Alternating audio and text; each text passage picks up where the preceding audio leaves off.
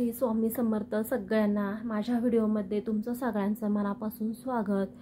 तर महाशिवरात्री व्रत जर कोण करणार असेल तर पूर्ण माहिती मी ह्या व्हिडिओमध्ये देणार आहे, त्यामुळे व्हिडिओ पूर्ण बघा।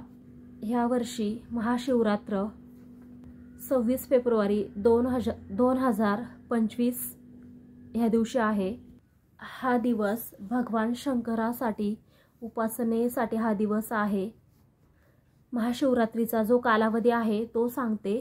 पंचांगानुसार जी महाशिवरात्रीची जी तारीख आहे 26 फेब्रुवारी, ती तिथी सकाळी 11:08 सुरू होणार आहे आणि ती तिथी दुसऱ्या दिवशी 27 तारखेला 8:45 संपणार आहे। पण आपण कॅलेंडरमध्ये 26 तारखेला जी महाशिवरात्र आहे त्याच दिवशी आपण साजरी करणार आहे। या दिवशी रुद्राभिषेक नामस्मरण केलं जातं। भगवान शंकराची पूजा करण्याचा उत्तम काळ म्हणजेच प्रदोष काळ मानला जातो। तर प्रदोष काळ म्हणजे काय ते सांगते। सूर्यास्ताच्या आधीचा काळ पाऊण तास आणि सूर्यास्तानंतरचा पाऊण तास हा प्रदोष काळ। ह्या कालावधीमध्ये तुम्ही पूजा करू शकता। हा एकदम अत्यंत उत्तम असा काळ आहे। या उपवासामध्ये काही भागामध्ये तिखट आणि मीठ असं खात नाही आणि काही भागामध्ये सगळं खातात, म्हणजे खिचडी वगैरे भगर पण खातात। पण ह्या उपवासामध्ये भगर खात नाही, म्हणजेच वरईचा भात खात नाही आणि खिचडी खातात, फळे खातात आणि शक्यतो गावागावाकडची पद्धत असते। पण वरई शक्यतो उपवासाला चालत नाही। महाशिवरात्रीला तुम्ही खिचडी खाऊ शकता, साबुदाणा वडे, फळं खाऊ शकता, फक्त भगर खाऊ नका, म्हणजेच वरई खाऊ नका। या दिवशी भगवान शंकराच्या मंदिरात जाऊन तुम्ही जल अर्पण करायचं आहे। कारण हे जर आपण पूजा घरात जर केली तर ह्याचं फळ आपल्याला कमी मिळतं, पण देवाच्या ठिकाणी गेल्यावर आपण जर जल अर्पण केलं महादेवाच्या पिंडीला तर ह्याचं फळ खूप मिळतं आपल्याला। कारण तिथे खूप पवित्र अशी जागा असते, ती खूप पवित्र ठिकाण असतं देवाचं। त्यामुळे मंदिरातच जा आणि जल अर्पण करा।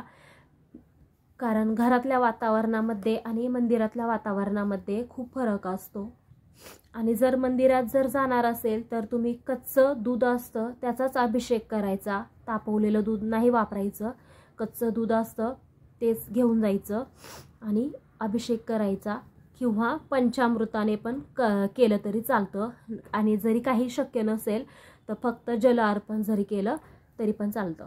आपण कसंही केलं, फक्त जल अर्पण जरी केलं आणि आपल्या मनात जर भाव असेल, श्रद्धा असेल तर आपल्याला देव कुठेही कसंही प्रसन्न होतो। तुम्ही जरी जल अर्पण केलं तरी सुद्धा शेवटी मनात भाव महत्त्वाचा आहे।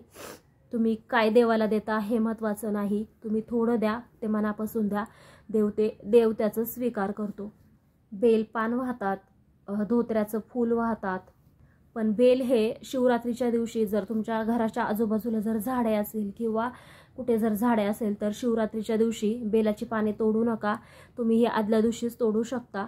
बेलाची पाने आणि धोत्र्याची फुलं असतात ती शिवरात्रीच्या दिवशी तोडू नका, कारण तोडलेलं चांगलं नसतं म्हणून सांगते। आणि 108 बेल अर्पण केलेले देवाला चांगले असतात। शिवरात्र म्हणजे शिवरात्र ह्या दिवशी भगवान शंकराचं आणि माता पार्वतीचा शुभ विवाह झालेला असतो। आणि तुम्ही ओम नमः शिवाय ह्या मंत्राचा नामस्मरण पण करू शकता।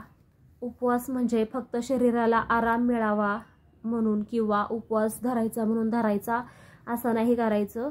तर या दिवशी वाईट गोष्टीचा त्याग पण करायचा असतो। ही छोटीशी माहिती सांगायची होती। व्हिडिओ कसा वाटला सांगा आणि व्हिडिओला लाईक करा, सबस्क्राईब करा। धन्यवाद।